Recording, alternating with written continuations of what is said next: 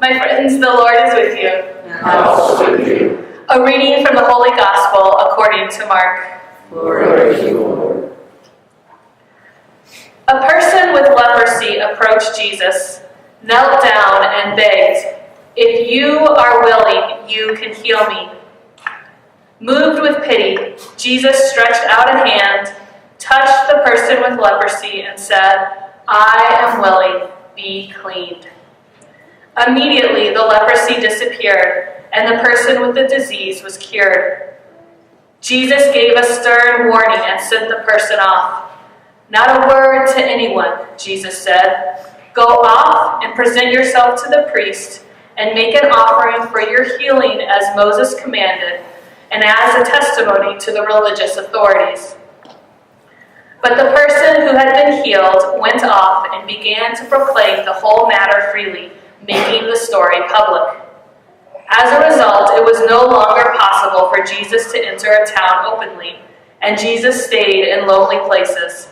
Even so, people kept coming to him from all directions. The Gospel of the Lord. So I imagine that, like me, most of you have not met a person with leprosy or Hansen's disease, which is the medical term for leprosy. But scripture regarding leprosy and lepers is spread throughout our scripture, both in the Old and the New Testament, just as we saw today, both in our first reading and in our gospel. And so often, when we hear this reading, sermons often tend to focus around those folks that we ostracize, which makes really good sense. I think often it might be, we think about people who are in prison. Maybe people on the streets panhandling.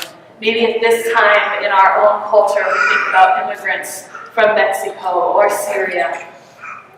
And back, 10, 15 years ago, maybe there was a lot of focus on folks with AIDS because that was a disease that seemed similar to us. We didn't understand how AIDS was contracted.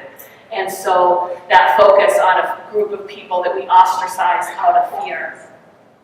And I think looking at all those groups of people and looking at how we as a society, as a nation, or even as a world ostracize certain groups of people is a really important conversation to have and a really worthwhile sermon. But today I want to shift it just a little bit. And I want to take these readings maybe a little closer to home. I want to think about who are those people that we ostracize in our daily lives.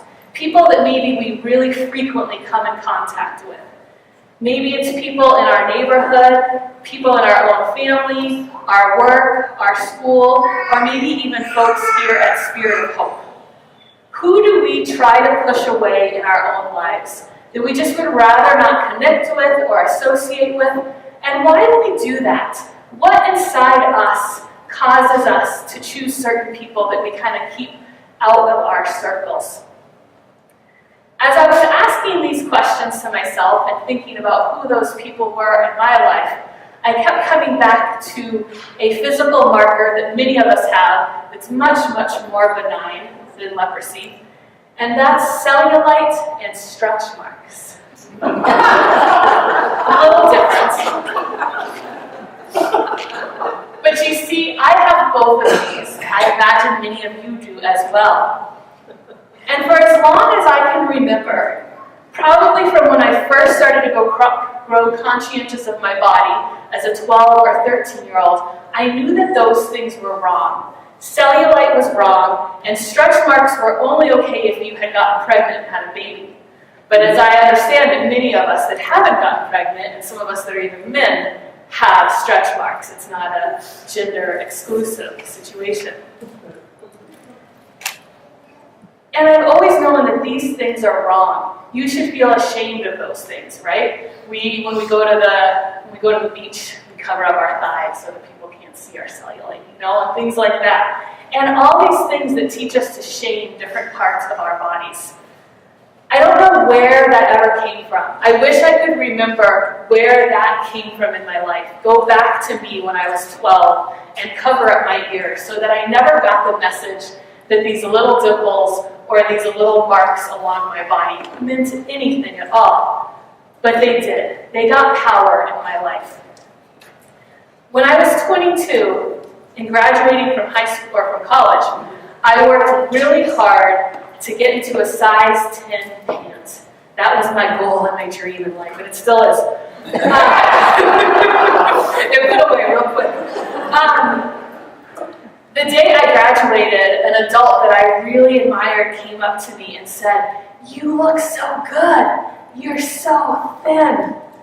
And oh, if I could have stored up those precious words and held on to them forever, they were gold to me. Me, skinny? Never mind that I was graduating at the top of my class. Never mind that I had multiple job offers and graduate school offers and was going to live a year of service with AmeriCorps. What mattered in that moment was that I was thin. It's a really expensive college degree to get one of them. And then fast forward a few years later, and I'm sitting in a mall. One of my most favorite free time mall activities is to go get a warm, salty pretzel and a Coke and watch people at the mall. I love it. I don't do it often, but I love it. And one day, I was sitting there at the mall, eating my pretzel, drinking my Coke, having a good time, and I saw a woman walk past me. And this woman was very large. And I felt my body fill with fear. I wanted to throw that pretzel and Coke away. What if I would become like her? What if that would happen to me? But I assured myself, don't worry, that won't ever happen to you.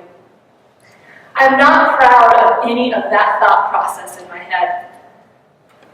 But I share it because we all live in this world that in one way or another, we will have groups of people that we will push out, that we will ostracize, that we will label unclean for a myriad of reasons and personal experiences like my own.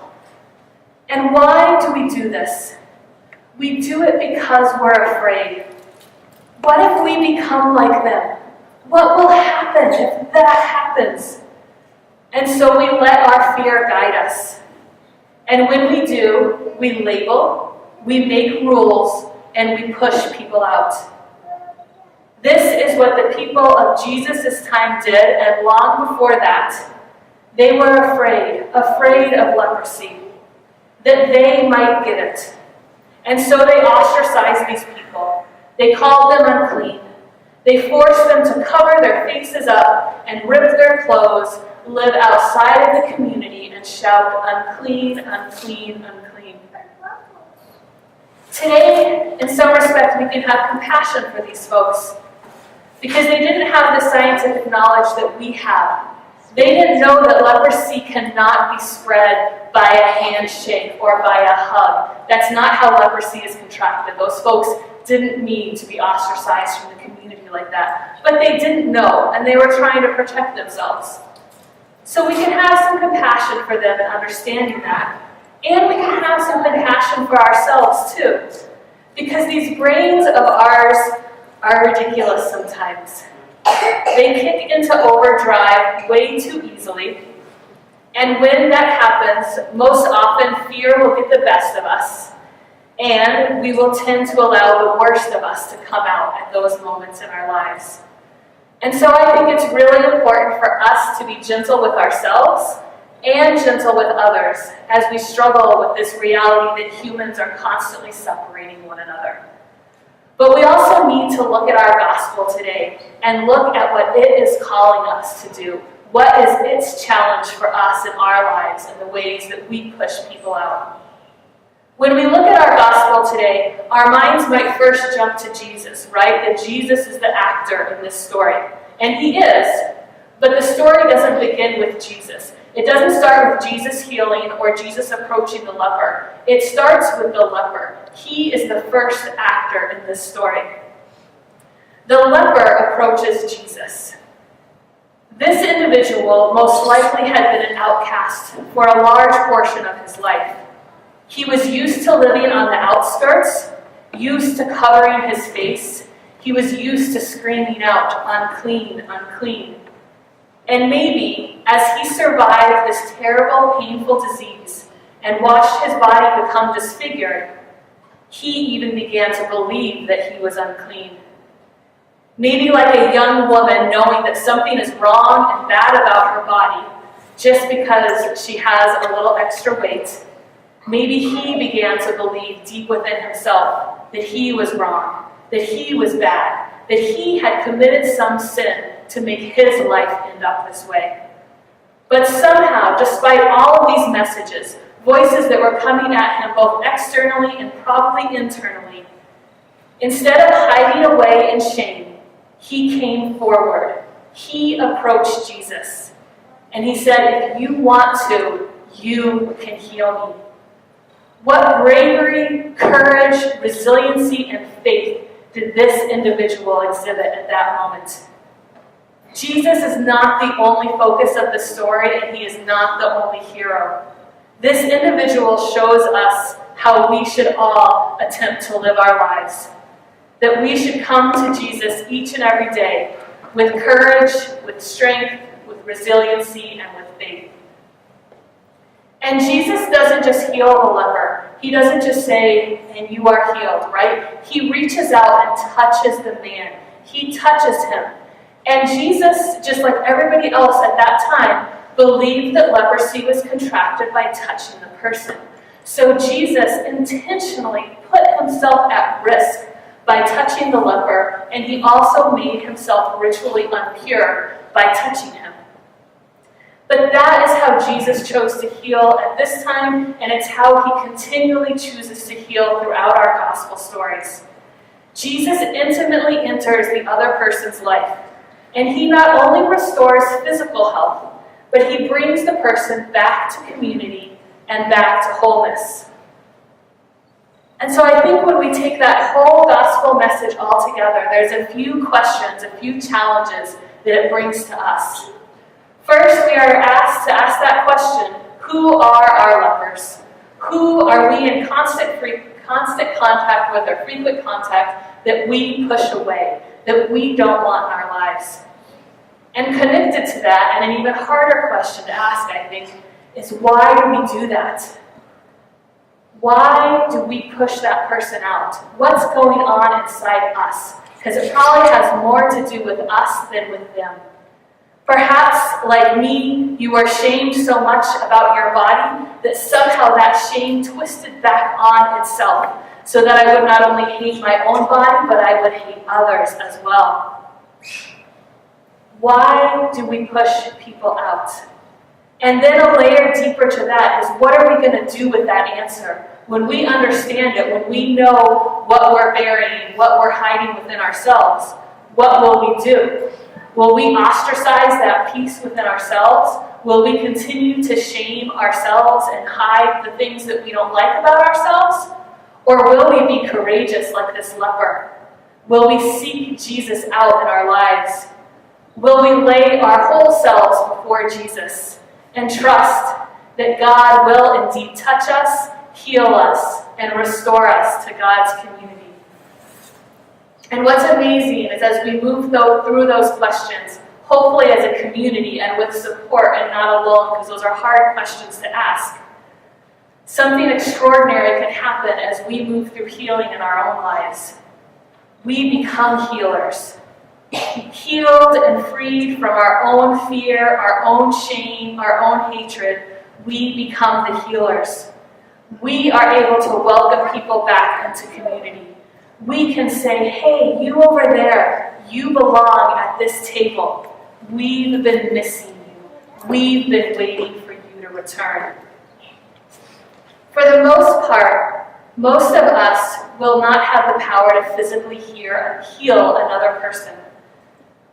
That miraculous power doesn't seem to exist within a lot of people. But there is a miraculous power that each and every one of us has.